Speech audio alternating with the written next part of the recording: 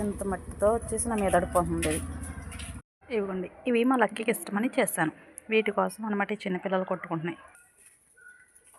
ఇవ్వండి, ఇవి పప్పులు తీసుకోండి. వీటి కోసమే కదా మీరు కొట్టుకుంటున్నారో, తినండి. ఇప్పుడు వాటితో పట్టాడతాయి అనమాట. యాక్చువల్గా అవి కరకరలు ఆడేలాగా